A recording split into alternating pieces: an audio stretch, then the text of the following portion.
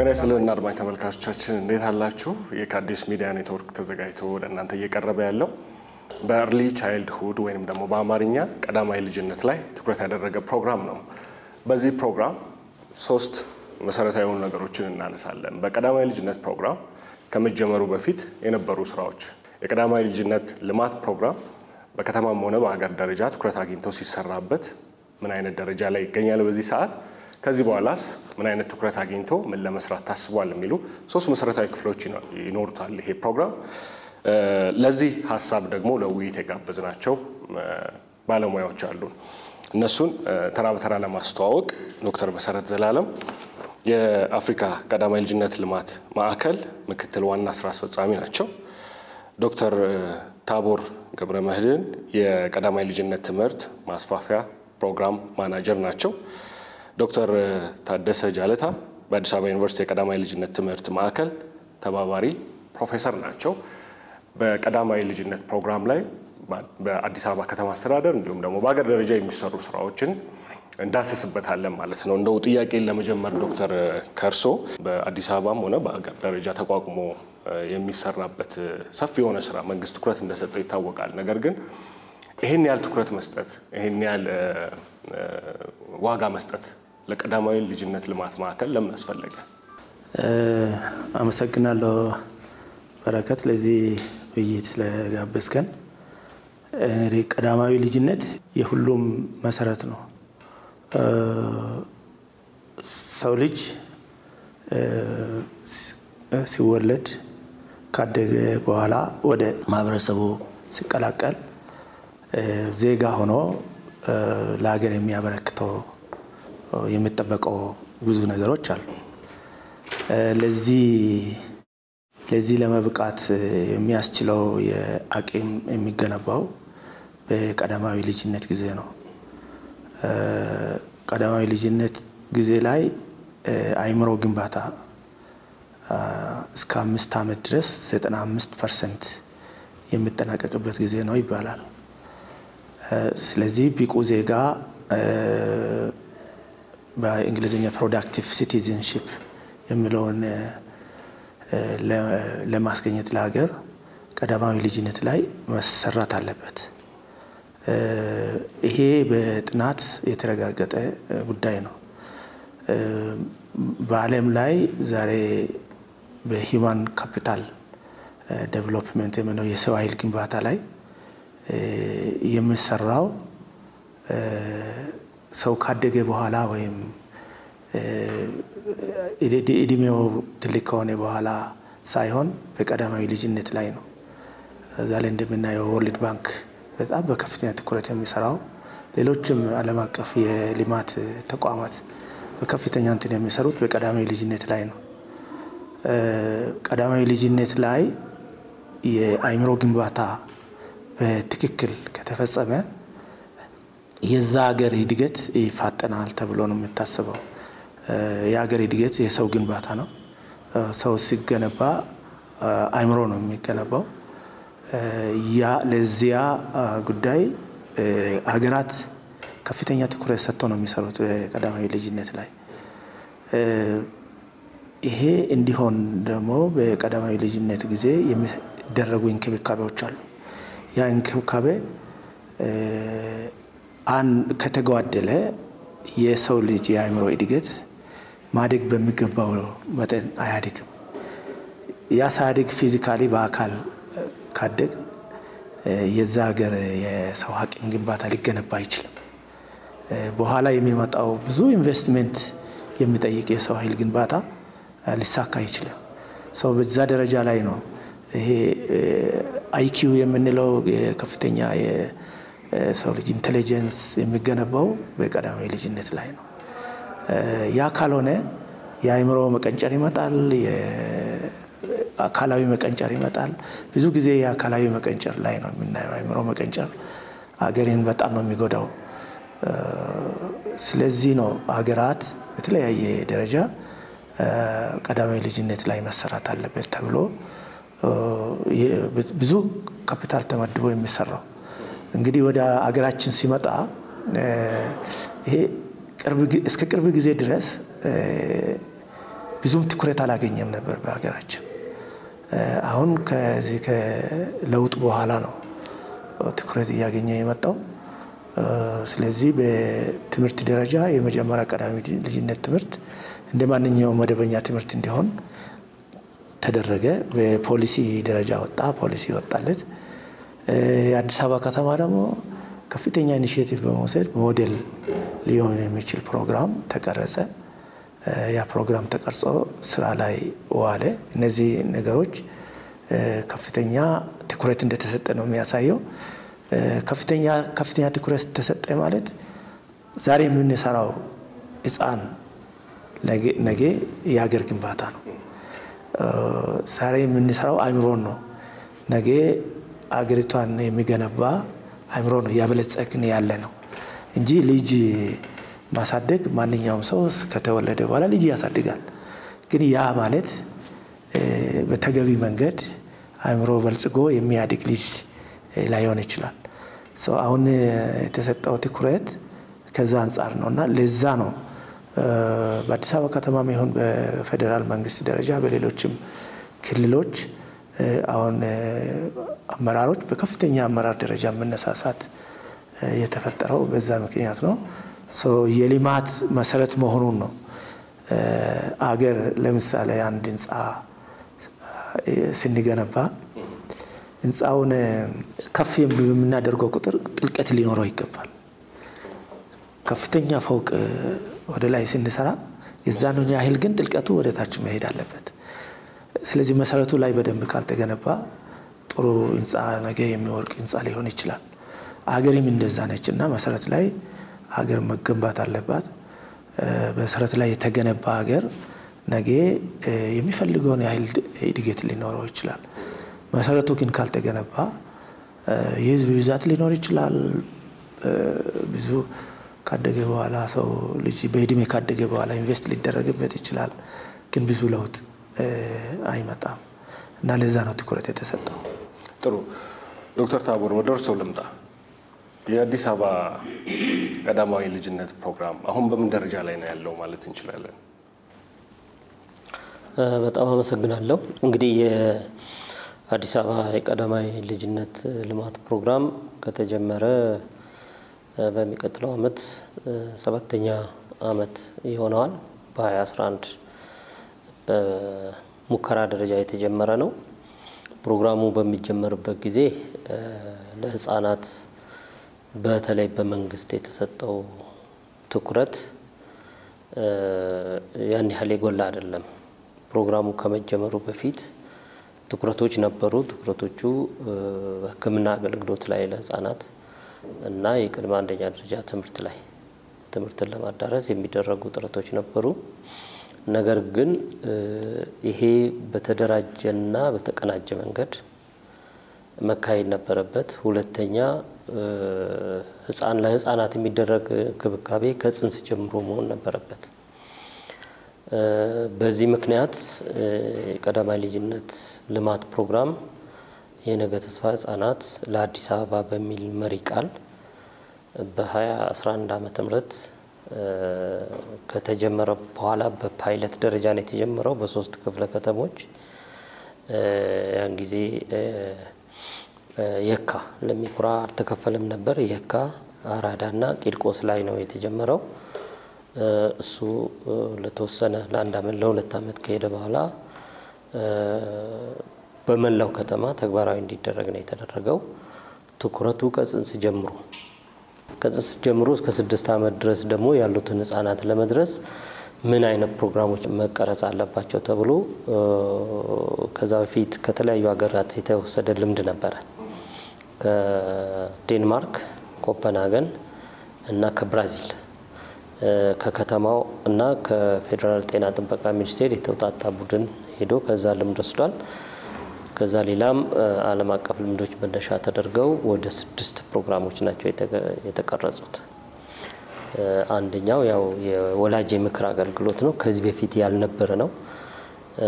ምክንያቱም ህፃናትን አቅም ገንባ ከተባለና እንክብካቤ ያገኙ ከተባለ ቅድም ረዳት ፕሮፌሰር ታደሰ እንዳሉት ልጆችን እንክብካቤ ማድረግ ካስፈለገ ወላጆች ላይ መሰራት አለበት። ምክንያቱም ልጆቹ ያሉት ወላጆች እጅ ላይ ነው። ስለዚህ በዚህ ረገድ የወላጆችን ግንዛቤ ማሳደግ ያስፈልጋል፣ ክህሎታቸውን ማሳደግ ያስፈልጋል።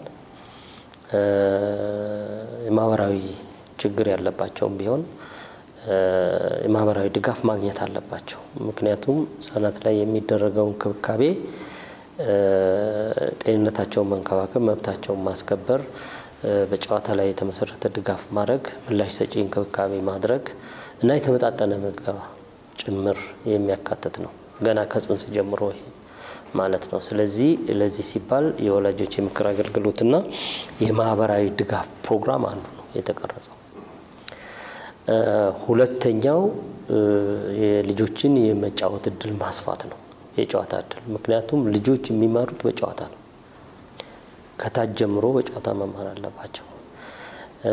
እስከ ቅድመ አንደኛ ደረጃ ትምህርት ቤት ቀደም የነበረው የአንደኛ ደረጃ የትምህርት አሰጣጥ ልክ እንደ አዋቂዎች ልጆችን አስቀምጠው ለ50 ደቂቃ ለ40 ደቂቃ የማስተማር ስልት ነበር። እሱ በፍጹም በሌሎች ሀገሮች የሚከለከል ነው። እስከ ምትለዋናት ማለት ነው። ትንሽ በዚህ ጉዳይ ላይ የቀደመ ፕሮዳክሽኖችን ስሰራ ይገጥመኝ የነበረ አንድ ሀሳብ ነው። ይሄ እዚቹ ጋር እርሶም ማንስተውት እንዲያልፉ ነው። እስከ የሚል ነገር አለው እንጂ ትምህርት ቤት ወላጆች ወይም ሌሎች ሰዎች ሲመጡ እየተማሩ እኮ አይደለም ሲጫወቱ ነው ልጆች የሚውሉት የሚል ስጋት ወላጆችም ሌሎች አሳዳጊዎችም ይገጥማቸዋልና እሱን የበለጠ እንዲያብራሩልኝ ነው። እሺ አሁንም በቅድመ አንደኛ ደረጃ ትምህርት ቤቶች ውስጥ ሙሉ ለሙሉ በጨዋታ ወደ ማስተማር እንዲዞር ነው እየሰራን ያለው። ክፍል ውስጥ ቁጭ ብሎ አንድ ተማሪ መምህሩ ሲናገር ከ10 እና ከ15 ደቂቃ በላይ ማዳመጥ የለበትም። እሱም ግድ ከሆነ ነው።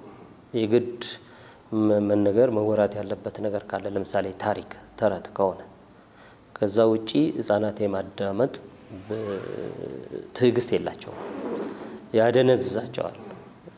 ለአእምሯቸውም የመቀበል እንትኑ ይፈዛል። ስለዚህ በጨዋታ ነው የሚማሩት እና እሱን ባህል ነው ለመቀየር እየሰራን ያለውና በዚህ ጊዜ ያው በኋላ ፈተናዎችን አመጣለሁ ብዬ ነበር እንጂ አሁን ካመጣው አይቀር ከመምራን ጀምሮ ፈተና ነበር።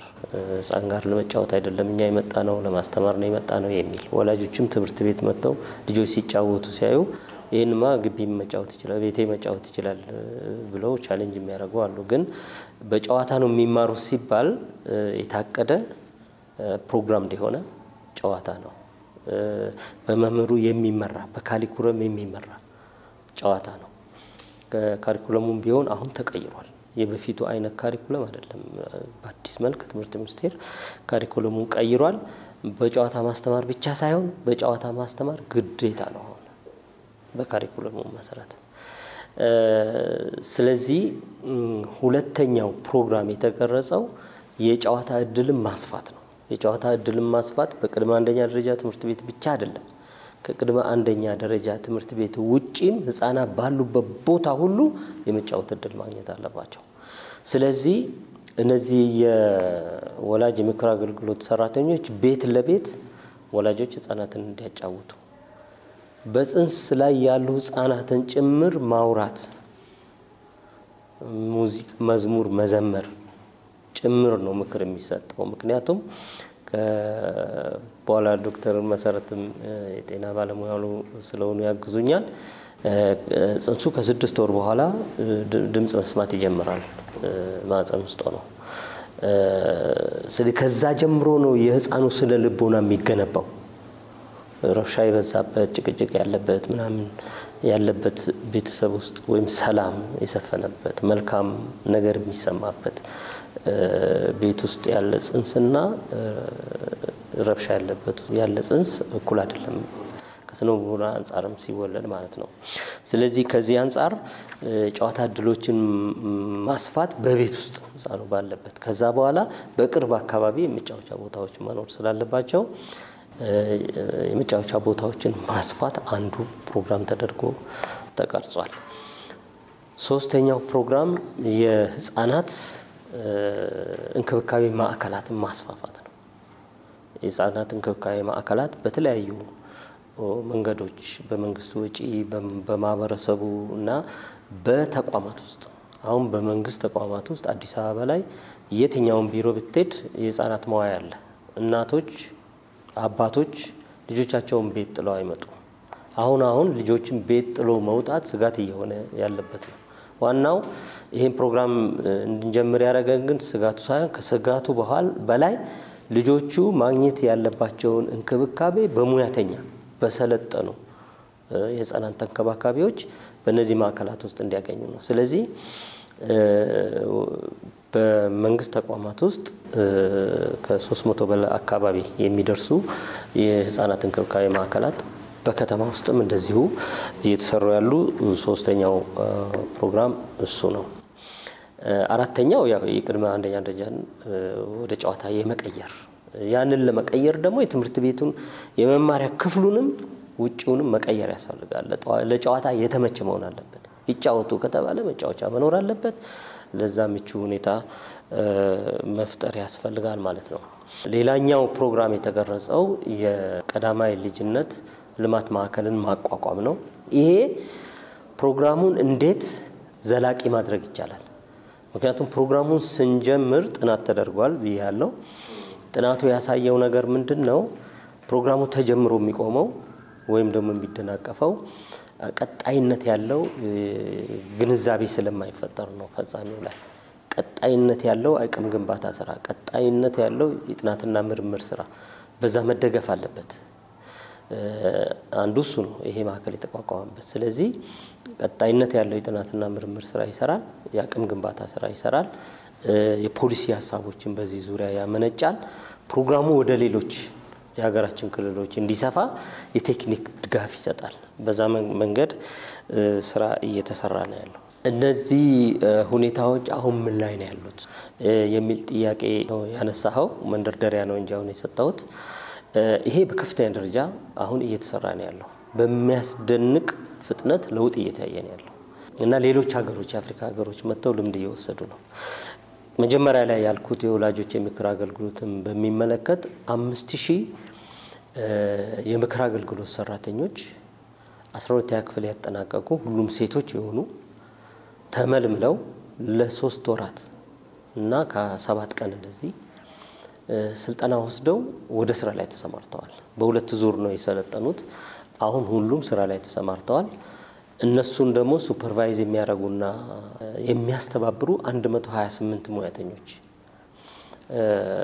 ማስተርስ ያላቸው ዲግሪና ከዛ በላይ ያላቸው እነሱም ተቀጥረው ሰልጥነው እየሰሩ ነው ያሉት ማለት ነው። እንግዲህ በዚህ መሰረት እስካሁን ከ213,000 በላይ ቤተሰቦችን ወይም እናቶችን አግኝተው የምክር አገልግሎት ሰጥተዋል ማለት ነው። ይሄ የምክር አገልግሎት አሰጣጡ ደግሞ በአፍሪካ የቀዳማይ ልጅነት ማዕከል ከውጪ ከአንድ ኮንሰልቲንግ ፊርም ከአዲስ አበባ ዩኒቨርሲቲም ጋር በመተባበር ስራው እንዴት እየሄደ ነው የሚለውን ጥናት አካሂዶ በመልካም ሁኔታ ላይ እንዳለ ማረጋገጥ ተችሏል። ቤት ለቤት በሚደረግ የምክር አገልግሎት ሚላስ የሚቀመስ የሌላቸው ነፍሰ ጡር እናቶች ይለያሉ በሂደቱ። በዛ መሰረት ደግሞ የቀጥታ የአልሚ ምግብ ድጋፍ ያገኛሉ። አዲስ አበባ ከተማ አስተዳደር ከ100 ሚሊዮኖች ብር በላይ መድቦ ለነዚህ ሰዎች የምግብ ድጋፍ እየሰጠ ነው። ባለፉት 3 አመታት ከ20,000 በላይ እናቶች በዚህ ተጠቃሚ ሆነዋል። አሁን አክቲቭሊ በአሁኑ ሰዓት ይህን ስንነጋገር በየወሩ ከ10,000 በላይ የሆኑ እናቶች እና እድሜያቸው እስከ 3 አመት የሆኑ ህፃናት ይህንን የአልሚ ምግብ ድጋፍ ያገኛሉ። በኢኮኖሚ ጉዳት ያለባቸው ማለት ነው። ስለዚህ ይሄ የወላጅ የምክር አገልግሎትና ማህበራዊ ድጋፉ በጣም በተዋጣለት መንገድ እየሄደ የሚያሳይ ጥናት ያሳየናል ማለት ነው። አሁን ባለው ሁኔታ ከ2,000 በላይ የመጫወቻ ቦታዎች በመላው ከተማ ግንባታ ላይ ናቸው። የተጠናቀቁ ያልተጠናቀቁ አሉ። ከ300 በላይ የሚሆኑት ልጆች እየተጫወቱባቸው ነው ያሉት።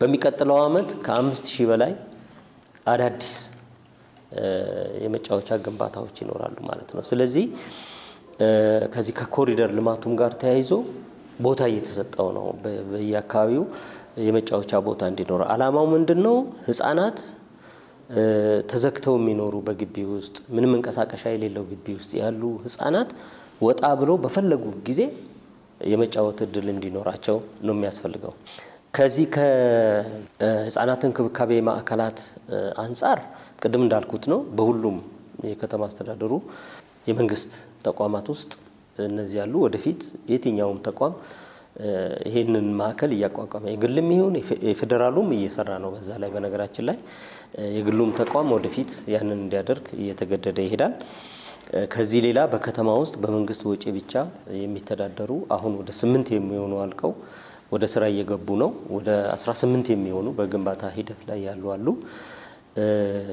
ሌላ የእናቶች እንክብካቤ ማዕከል ምንለው አለ ስራ የሌላቸው እናቶች ከመንግስትም ድጋፍ ተደርጓቸው በአካባቢያቸው ያሉ 8ም 6ም 10ም ልጅ ይዘው የሚንከባከቡበት ለዚህ ደግሞ ወደ 200 የሚሆኑ እናቶች ተለይተው ስልጠና እየተሰጠነ ያለው በቅርቡ ወደ ስራ ይገባሉ ማለት ነው ሌላኛው እንክብካቤ ማዕከል ማህበረሰብ አቀፍ ምንለው ነው ይሄንን በኮንዶሚኒየም አካባቢዎች ላይ እነዚህ የጋራ መኖሪያ ባላቸው ላይ እንዲሰሩ ነው እዛ አካባቢ ውጤታማ ይሆን አይደለም አሁን በቁጥር 3 ወይ ዲቢዮኑ ወደ ስራ ይገቡት የዚህ ፕሮግራሙ ቻሌንጅ ነው ብለን መውሰድ እንችላለን ይሄ አንዱ ቻሌንጅ ነው ይሄ አሁን ሁሉንም መንግስት ስለማይሰራ ትንሽ የተሻለ ኑሮ ኮንዶሚኒየም ላይ የሚኖረው የተሻለ ኑሮ ያለው ነው ተብሎ ነው የሚታሰበው ከደሃው ቢያንስ የተሻለ ነው እና በመንግስት ድጋፍ ይሄን ማቋቋም ቢችሉ ከዛ በኋላ ራሳቸው ወስደው ያስተዳድሩታል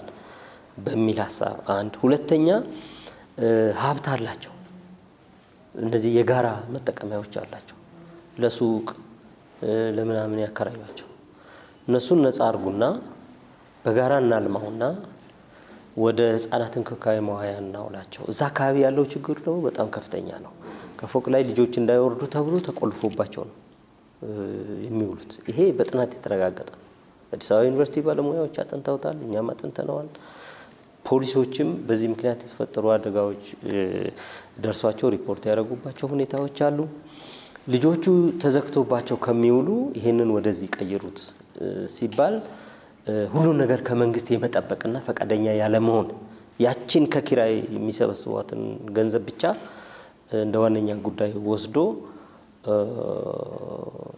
ትግል ማድረግና ፈቃደኛ ያለ መሆን ሁኔታ አለ 3 4 5 ጊዜ የየማህበራቱን አመራሮች ሰብስበን አነጋግረናል አሁን አስበን ያለነው ከነሱ አልፈን ቀጥታ ወደ ህዝቡ ልንገባ ነው ከዚህ በኋላ ማህበር አመራሩን አይደለም የምንሰበስበው ነዋሪውን ራሱን ነው ከዚህ በኋላ የምንሰበስበውና ወደ ነዋሪው ጋር ደርሰን እንግዲህ ነዋሪው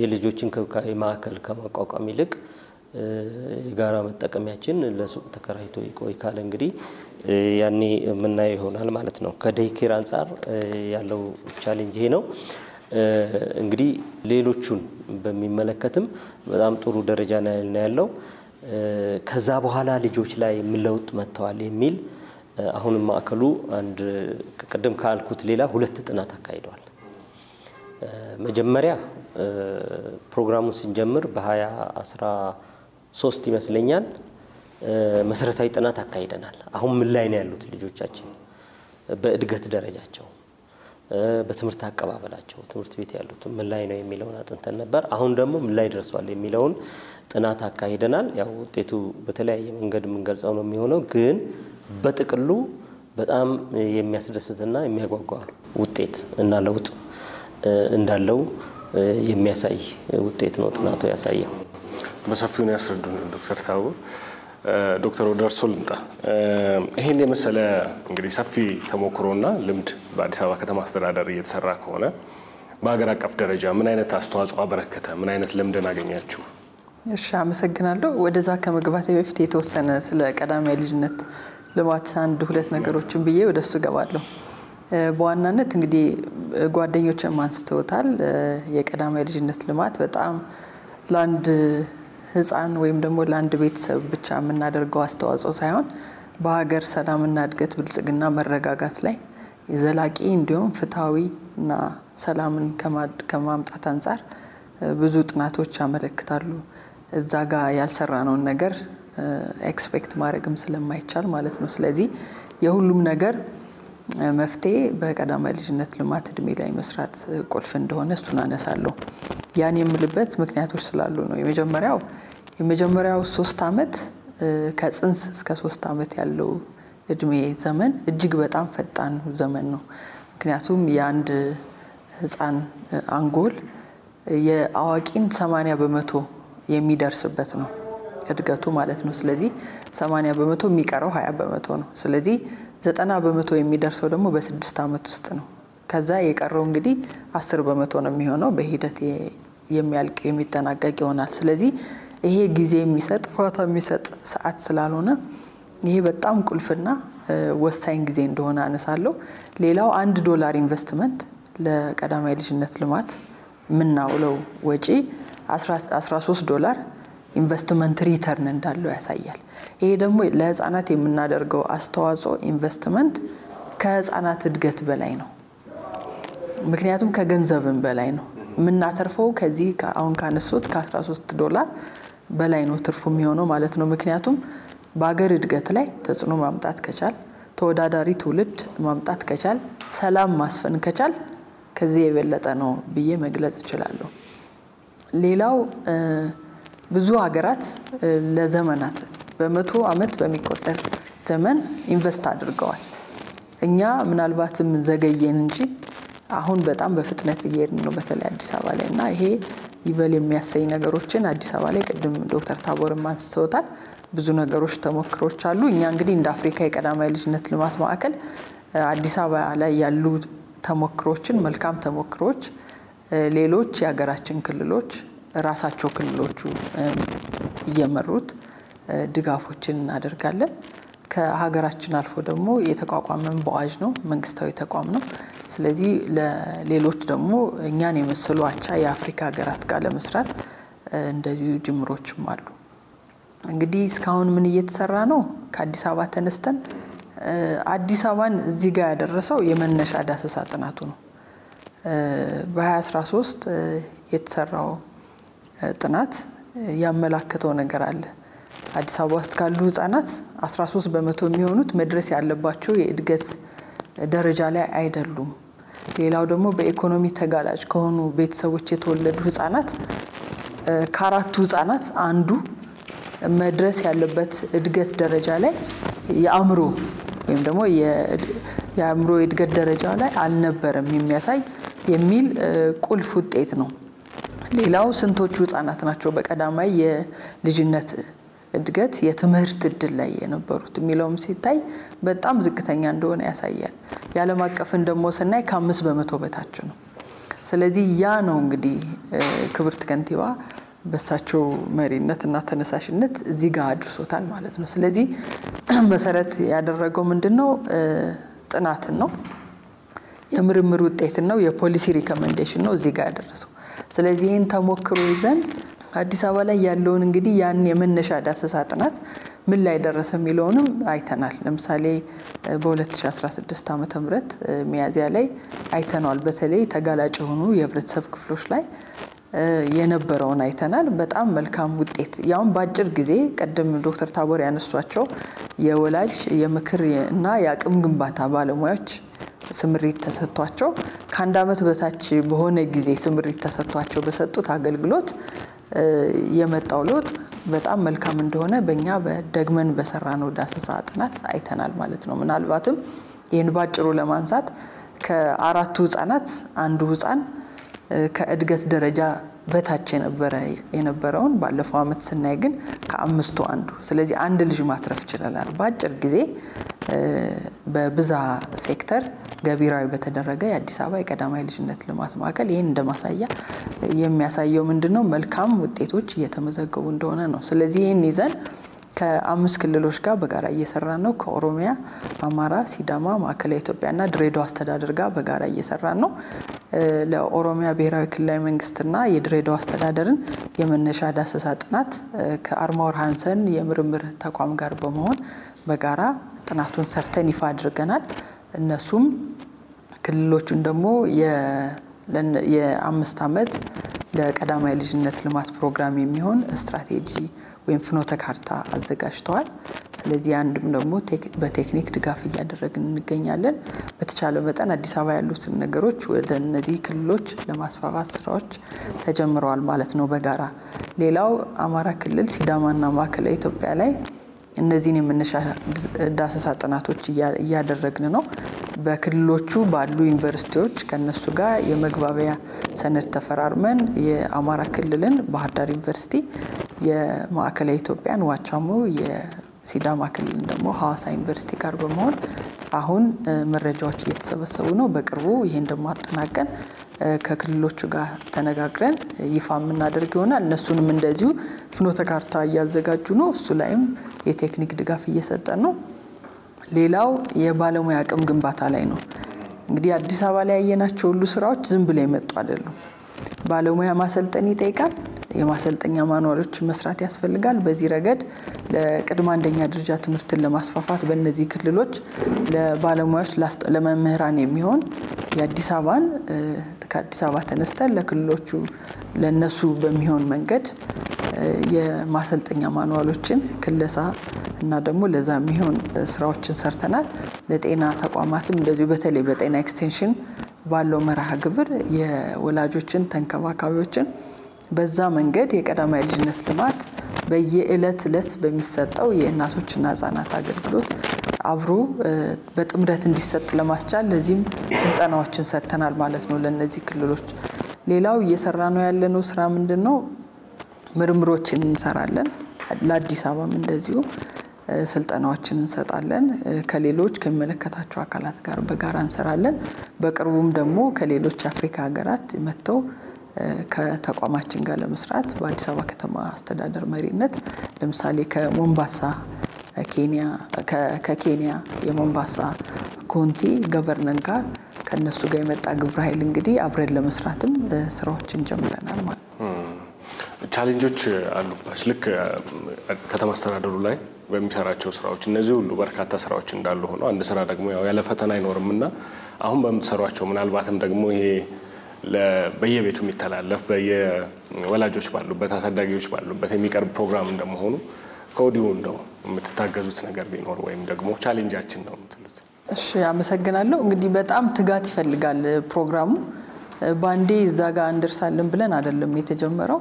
በዋናነት ብዙዎቹን ስራዎች የህፃናት ጉዳይ የማን ነው ከተባለ የወላጆች ጉዳይ ነው፣ ያሳዳጊዎች ጉዳይ ነው። ምክንያቱም በቀዳማይ ልጅነት ልማት ምሉ ለማድረግ 5 ቁልፍ ጉዳዮች አሉ። መልካም ጤንነት አለ።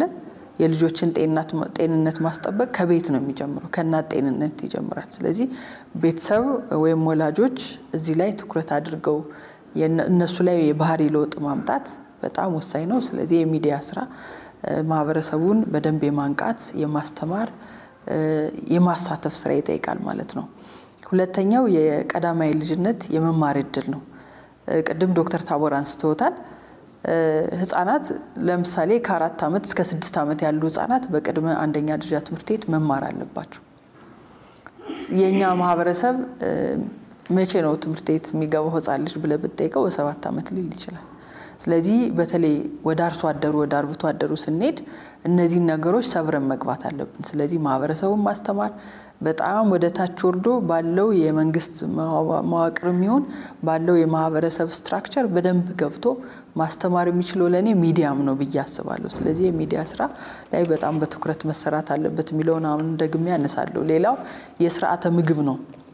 እንግዲህ ብዙ ሚዲያዎች የ1000 ቀናት እየተባለ በጣም ሰፊ ስራዎች ሲዘገቡ ነበር። እዚሁ ላይ አሁን ምን ጨምረው ምንድነው አንዱ የቀዳማይ ልጅነት ልማት ስንል አንዱ ከ5ቱ ቁልፍ ጉዳዮች አንዱ የስርዓተ ምግብ ጉዳይ ነው። ስለዚህ የስርዓተ ምግብ መልካም ጤንነት ከዛ ደግሞ የቀዳማይ ልጅነት የመማር እድል ወይም ደግሞ የቅድመ አንደኛ ደረጃ ትምህርት መግባት ባለባቸው ጊዜ እንዲማሩ እድሉን እንዲያገኙ ማስቻል። ሌላው ምላሽ ሰጪ እና አነቃቂ ክብካቤ ይባላል። ወላጆች ምናልባትም 2 ነገሮች ይኖራሉ እኛ ሀገር። አንደኛው ዘመናዊ ነኝ ብሎ የሚያስበው ወላጅ ልጅ ማሳደግ በጣም ዘመናዊ ልብስ መግዛት፣ ዘመናዊ ጫማ፣ ዘመናዊ መጫወቻ ከውጭ መጣ፣ ስልኮችን መስጠት፣ ታብሌቶችን መስጠት እንዲህ ሊሆን ይችላል።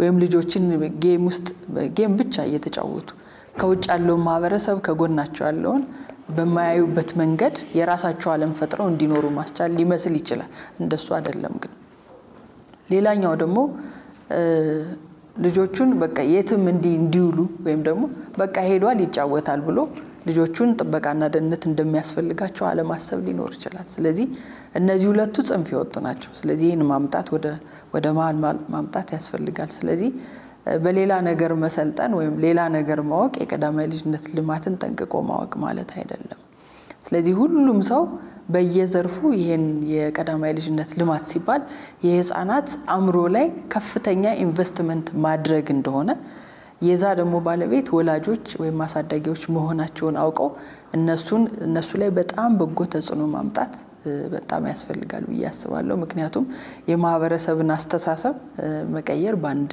ሌሊት ባንድ ቀን የሚሆን ስላልሆነ እዛ ላይ በጣም ርብርብ እንደሚያስፈልገው መጥቀስ ፈልጋለሁ ሌላው አሁንም ጥበቃና ደህንነቱ ላይ በጣም በትኩረት ማንሳት ፈልጋለሁ ምናልባትም ወደ ጤና ተቋማት ስንሄድ ነው እነዚህን የምናያቸው በጣም ብዙ ህፃናት በቃጠሎ ተቃጥለው ብዙ ህፃናት አካል ጉዳት ደርሶባቸው እናያለን እነዚህ ነገሮች በጣም በቀላሉ መከላከል የምንችላቸው ናቸው ህፃናትን ኤሌክትሪክ ካለ እሳት ካለ ሌሎች ነገሮች ካሉ እነሱን ሊጎዳቸው የሚችሉ ነገሮች ካሉ ከነሱ ማራቂ ያስፈልጋል መጀመሪያ ያነሳሁት ላይ መልሳለሁ የመጀመሪያዎቹ 3 አመት ማለት በፍጥነት አምሮ ወይም ደግሞ አንጎል የሚያድግበት ጊዜ ስለሆነ ያ ማለት እነሱ ከፍተኛ ፍጥነት አላቸው አምሯቸውን ፈጣን ነው ማየት ይፈልጋሉ አዲስ ነገር ኤክስፕሎር ማድረግ ይፈልጋሉ በዛ ሂደት ውስጥ ለአደጋ ይጋለጣሉ ስለዚህ ከፍተኛ ጥበቃ ያስፈልጋቸዋል ለምሳሌ ህፃናት መጫወቻ ይሄዱ ስንል ያለ አዋቂ አይደለም 360 ዲግሪ በአዋቂ ቁጥጥር ስር መሆን መቻል አለባቸው አዋቂ መከታተል መቻል አለበት ህፃናት ይዋኙ ቢባል ዝም ብሎ አይደለም ይለቀቁት ስለዚህ ከፍተኛ ጥበቃ ያስፈልጋቸዋል ለምሳሌ ወደ ገጠሩ የሀገራችን ክፍል ስንሄድ ስንት ህፃናት ናቸው በበሬ የሚወጉት ከብት ላይ የሚወድቁት ዛፍ ላይ ሲወጡ እንዲህ በጣም ብዙ አደጋዎች አሉ ምናልባት ምን ህክምና ውስጥም ስለሰራው ልብ የሚነካባቸው በጣም ብዙ የህፃናት ሰቆቃዎችን ታያለ ሌላው ትንታ አሁን ምናልባትም ከተማ ውስጥ አዲስ አበባ ራሱ ይሄን የሚያዳምጡ ወላጆች በደንብ በትኩረት እንዲያስቡት በጣም በአክብሮት የምጠይቀው ምንድነው ልጆች 3 አመት ሲሆናቸው 95 ሴንቲሜትር ይሆናል ቁመታቸው ተብሎ ይታሰባል ስለዚህ የ3 አመት ልጅ በጣም ከፍተኛ የኢንተለጀንት ካፓሲቲ ያላቸው እና መሳቢያ የሚስቡበት ድሮር ይስባሉ በር ይከፍታሉ ይዘጋሉ በዛ ሂደት ውስጥ እጃቸው ጉዳት ሊደርስበት ይችላል ሌላው እሳት እናም ሊነኩ ይችላሉ በጣም ቀላል ነገር ወደ አፋቸው የማስገባት ከፍተኛ ፍጥነት አላቸው ሌላው እቺ 95 ሴንቲሜትር ያልኩት ባልዲ 20 ሊትር የሚይዝ ውሃ ክፍት ከሆነ እዛ ውስጥ ኢመርስ የመሆን ቻንሳቸው ከፍተኛ ነውና ብዙ ህፃናት ወደ ጤና ተቋም ሲሄዱ ማየት ይችላሉ በጣም ትንሽ ሚሊ ሊትር ውሃ ወደ ሳምባ ቢሄድ ልጆቹ በሳፎኬሽን ህይወታቸው ያልፋል ስለዚህ ቀላል የምንላቸው ነገሮች ልጆችን ለአደጋ ስለሚያጋልጥ ጥንቃቄ ያስፈልጋቸዋል ይሄን ስንል ግን ልጆችን አጉሮ ማያዝ ወይም ደግሞ እንዳይጫወቱ መከልከል አይደለም መጠበቅ እየተጠበቁ ልጆች ግን ፍላጎታቸውን በደንብ አድሬስ እንዲያደርጉ እንዲጫወቱ እድሉን መስጠት አስቻይ የሆነ ልጅ የሚሸት ለልጆች እድሜ የሚመጥን የመጫወቻ ቦታ እንዲኖራቸው አዲስ አበባ ላይ በደንብ እየተሰራ ነው ያን እድል ለልጆቹ መስጠት ያስፈልጋል የሚለውን አነሳል ሰፊ ስራ ሰፊ እንቅስቃሴ የሚያሳይ ነው በጣም ይይዛል ምክንያቱም ትኩረት ከጅማሬው በጣም ትልቅ ሐሳብ ነው ከተማ አስተዳደሩ ብሎም ሀገር መንግስት ትልቅ ትኩረት ሰጥቶ እየሰራ ያለው ስራ መሆኑ የሚታይ ነውና ዶክተር ወደርሶ ልምጣ እነዚህን የመሰሉ ትልልቅ ስራዎች በተቋምና በማህበረሰብ ትብብር አድገው የበለጠ ፍሬ አፍርተው ዞሮ መጨረሻ ላይ ትልቅ ሀገር እንዲኖረን ትውልድ ላይ መስራት ማለት ደግሞ ያው ሀገር ተረካቢው የሚሰራው ልማት ምኑም ሄዶ ሰው ላይ ነው የሚያርፈውና እንዴት ነው የዘላቂ መሆን የሚችለው በእነዚህ ትብብር እንግዲህ ይሄ ጅምር ኢኒሺዬቲቭ ነው አሁን በእኛ ሀገር እየታየ ያለው ይሄ ኢኒሺዬቲቭ ግን ሁሉንም የማህበረሰብ ክፍል የሚመለከት ነው። በተለይ ወላጆች ህጻናት እንክብካቤ ፕራይመርሊ ኬር ጊቨር የምንላቸው ቤተሰቦች ናቸው።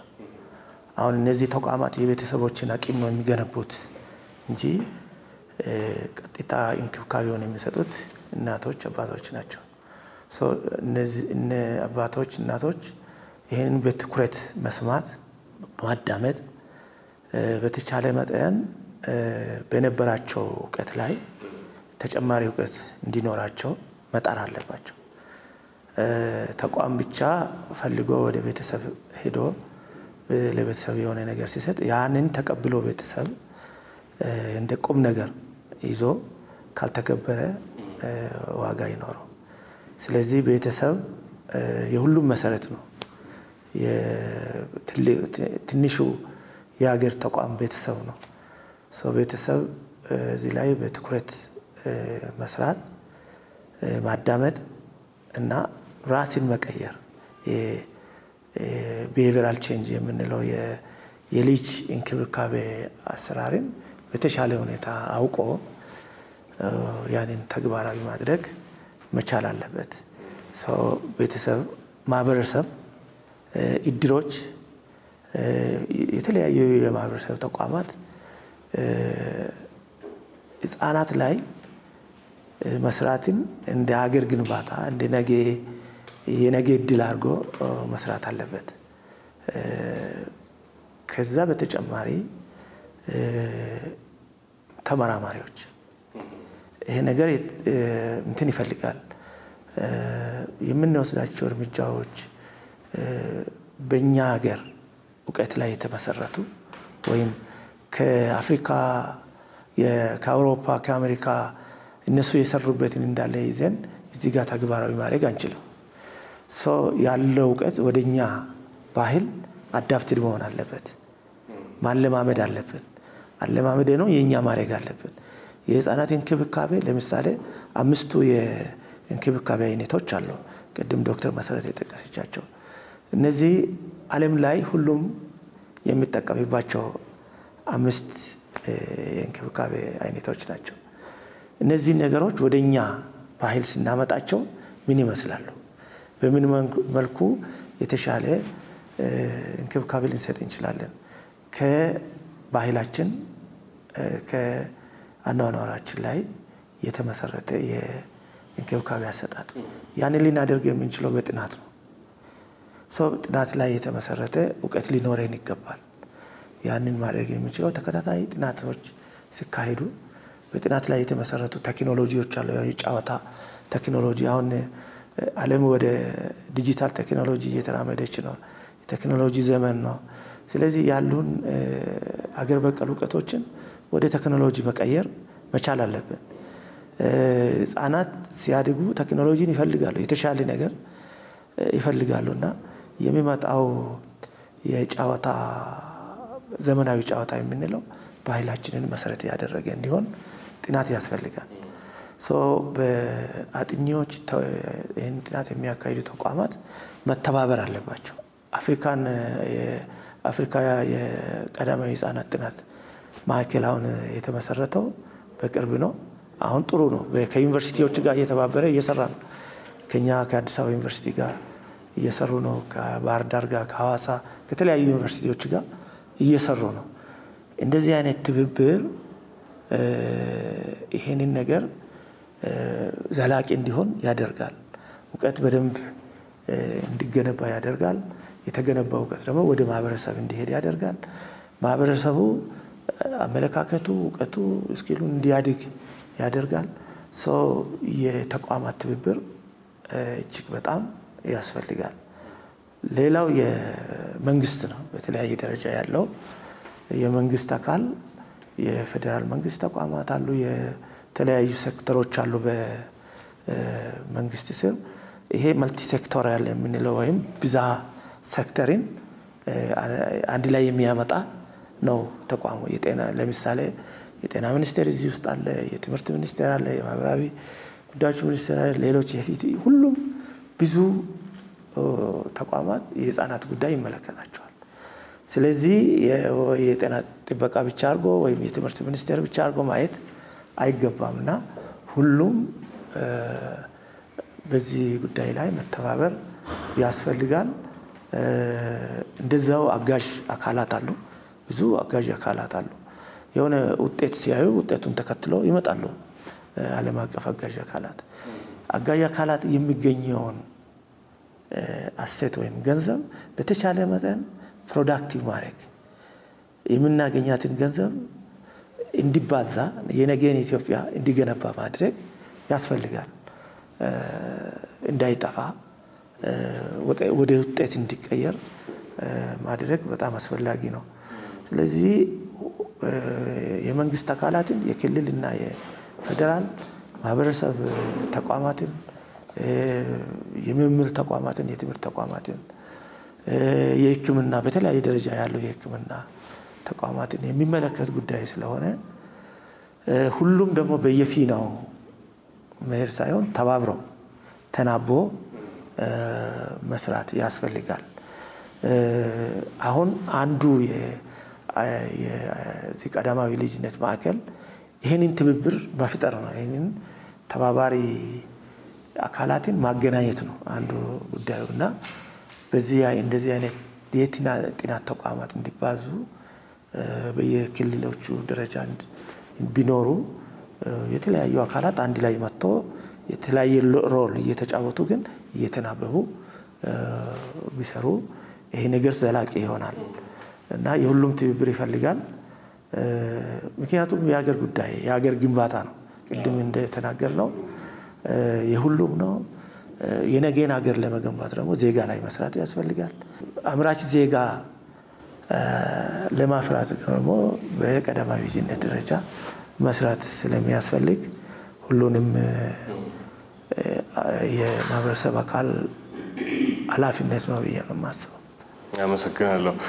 ዶክተር መሰረት ደርሶ ልምጣና የማጠናቀቂያ ጥያቄዎች ላይ ስላለን እየዘጋን እንሄድ። የታቀደው በሀገር ደረጃ ዓላማና በታቀደለት እቅድ መሰረት እየተተገበረ እንዳለ የምታረጋግጡበት የተለየ የምትሉት ወይም የራሳችሁ ተሞክሮ አላችሁ? በመልኩ ነው ቼክ ያረጋችሁ የምትሄዱት? መልካም። እንግዲህ እንደ አዲስ ተቋም አንደኛ በጋራ ማቀድ ጀምረናል። በጋራ እየሰራን ነው። በዋናነት መንግስት መር መሆን አለበት ነው የቀዳማዊ ልጅነት ልማት ጉዳይ እንጂ የሌላ የኤንጂኦ ጉዳይ ወይ የሌላ ከሌላ ሀገር የመጣ ሰው መጥቶ ስለኛ ሀገር ዜጋ ህፃናት የነሱ አእምሮ እድገት ሊጨነቅልን ይችላል ብለን ማሰብ ህልም ነው የሚሆነው። ስለዚህ መጀመሪያም አዲስ አበባም በመንግስት የተያዘ ነው። የክብርት ከንቲባ ትልቅ ኢኒሺዬቲቭ ነው። ስለዚህ እነዚህ ኢኒሺዬቲቮች በከፍተኛ የመንግስት አመራር የፖለቲካ ባይን ተሰጧቸው ነው ወደ ስራ የተገባው። ይህን ማረጋገጫ ደግሞ እንግዲህ እንደ ሀገር ፖሊሲ አለ።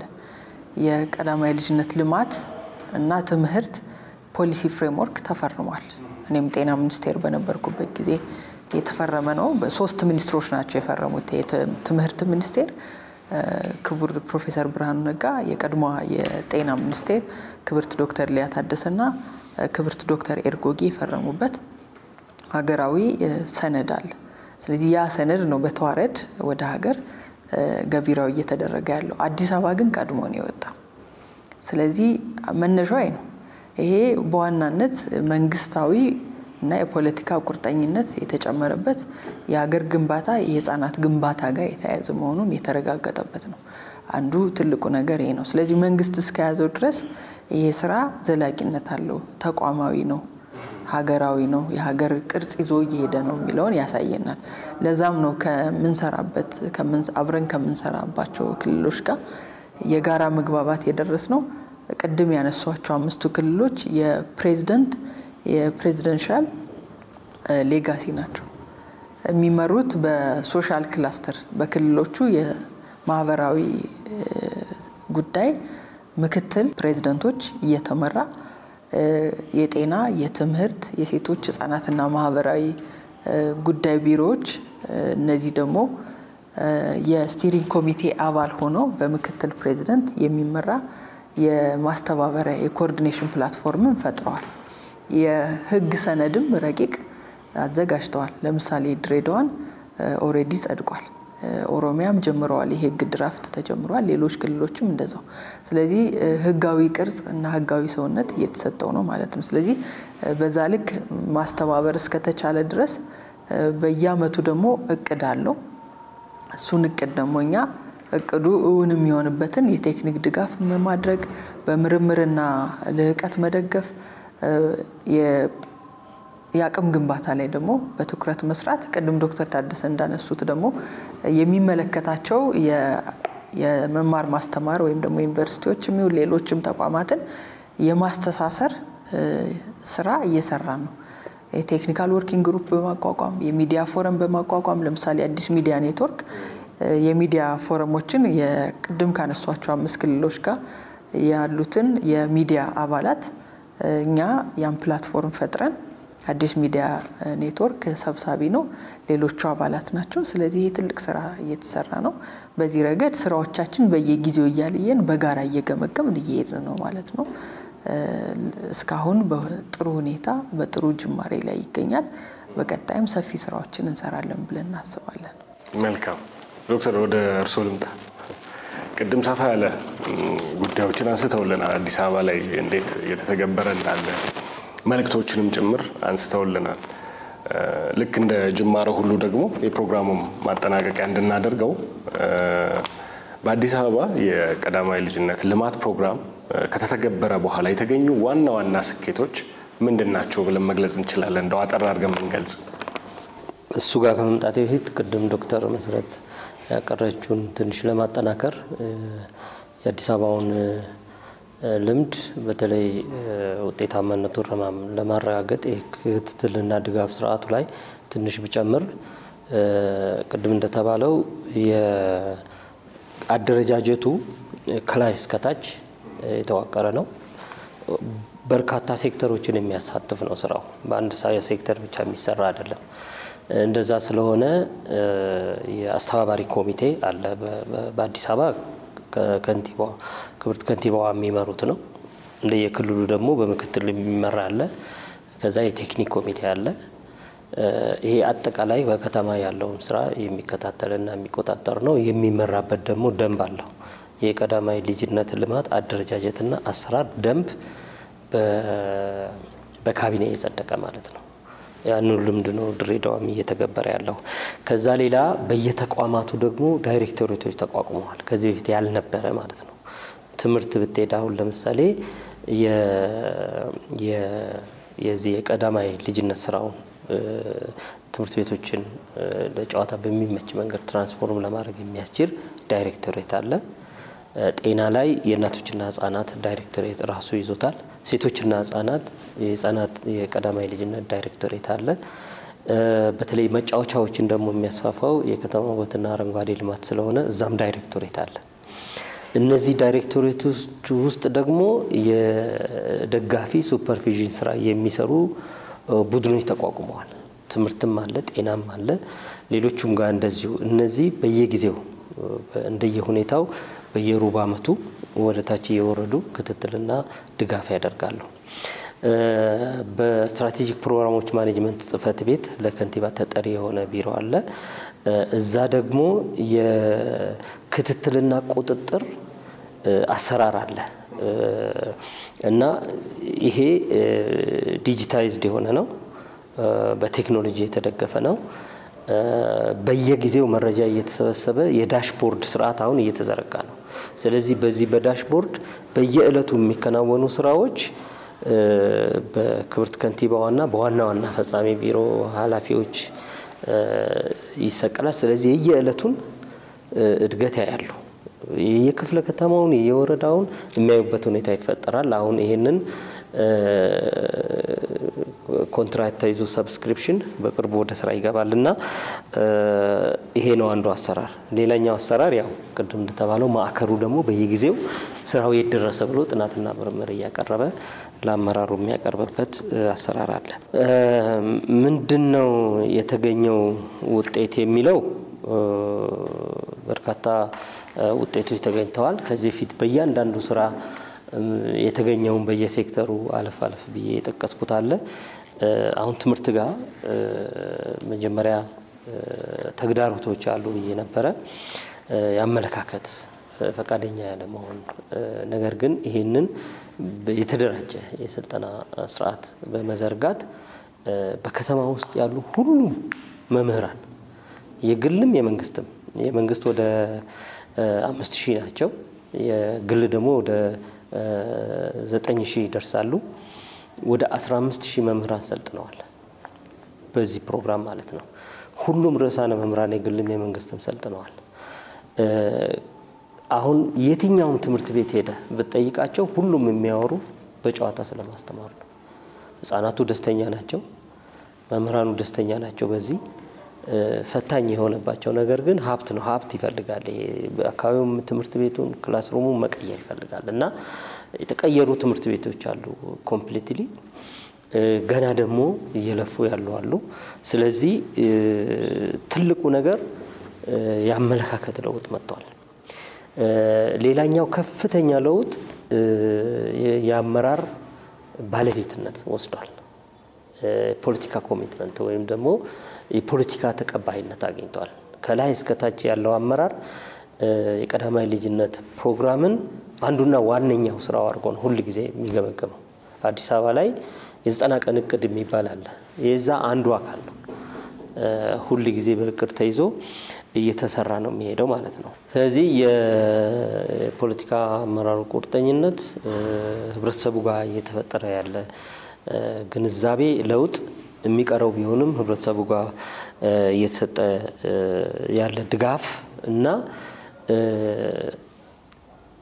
ዲማንድ ፍላጎት ይሄ ነገር እኛ ጋር ያስፈልጋል የሚለው ነገር ህብረተሰቡ ውስጥ እኛ ጋር የእንክብካቤ ማዕከላት ይቋቋሙ እኛ ጋር የመጫወቻ ሜዳዎች እንፈልጋለን ለልጆቻችን የሚሉ ጥያቄዎች እየመጡ ነው በመንግስት ትምህርት ቤቶች ላይ እምነት የመፍጠርና ከግል ትምህርት ቤት የመንግስት ይሻላል የሚል ነገርም እየተፈጠረ ነው አሁን ትምህርት ቢሮ ላይ በጣም ጫና እየተፈጠረ ነው ለሚቀጥለው አመት ሰፋ ያለ ዝግጅት ማድረግ እንዳለበት ነው ያዩ ያሉትና እነዚህ ለውጦችና በመንግስት ላይ እየተፈጠረ ያለው እምነት ትልቅ ለውጥ ነው ሌላው ነገር ለአፍሪካ አገራት ልምድ መስጠት መቻላችን ራሱ እንደ አንድ እድልም እንደ አንድ ውጤትም ነው ማየው በርካታ የአፍሪካ ሀገራት በተደጋጋሚ መጣው ከዚህ ልምድ ወስደዋል አንዱ ፍላጎታችንም ህልማችንም በአዲስ አበባ በሀገርና በአፍሪካ ደረጃ ይሄ ፕሮግራም እንዲስፋፋ ማድረግ ነው አፍሪካን ወደ ኋላ ያስቀራት ልጅ ላይ ያለ መስራቷ ነው ሌላው ዓለም ከ200 ከ300 አመት በፊት ነው ህፃናት ላይ ይሄን አሁን እኛ መንሰራው ፕሮግራም ሲሰራ የነበረው ስለዚህ ይሄንን ልምድ ለማካፈል መታደላችን ራሱና አሁን ቅድም እንደተባለው በቅርቡ ወደ ሞምባሳ ይሄዳል ከኛ አንድ ቲምና ተመሳሳይ ነገር ለክልሎች የምንሰጠው አይነት ድጋፍ መስጠት እንችላለን በሁሉም ፕሮግራሞች በታቀደው መንገድ እየሄድን መሆናችንና ለውጥ ማምጣታችንም እነዚህ እንደ ስኬት መውሰድ ይቻላል የሚል ነገር ነው ያለኝ ሶስታችሁንም እንግዶቼ ላነሳችሁ ጥያቄዎች ከልብ ላብራራችሁልኝ ለተነተናችሁልኝ ደንብ ሰፊ ሐሳብ ስላነሳችሁልኝ ከልብ ነው ማመሰግነው አርባይ ተመልካቾቻችን ከአዲስ ሚዲያ ኔትወርክ ቀዳማዊ ልጅነት ልማት ፕሮግራም ላይ እየተሰሩ ያሉ ስራዎችን በተለይ ደግሞ በአዲስ አበባ ከተማ አስተዳደር ያሉ ተሞክሮች በሀገር አቀፍ ደረጃ ምን አይነት አሻራ ምን አይነት አስተዋጽኦ ያበረከቱ ነው የሚል ከዚህ ባሻገር ደግሞ አዲስ አበባ ከተማ የምትሰራውን ልማት ሰው መሰረት ያደረገ ማንንም ሰው ከሚሰራው ልማት ሳይጠቀም መቅረት የለበትም በሚል ትልቅ ሐሳብ እየተሰራ ያለ ትልቅ የመሰልጠን ምልክት እያንዳንዱ የሚሰራው የልማት ስራ ሰውን መሰረት ካላደረገ ዞሮ መሰረት አይኖረውምና እጅግ ትልልቅ ሐሳቦች ሲነሱ ነበር ይሄንን ሐሳብ ነበር ስንከታተል የቆየ ነው በቀሪ አዲስ ሚዲያ ኔትወርክ ፕሮግራሞች አብራችሁ እንድትቆዩ ጋብዘን እኛ በዚህ ተሰናበተ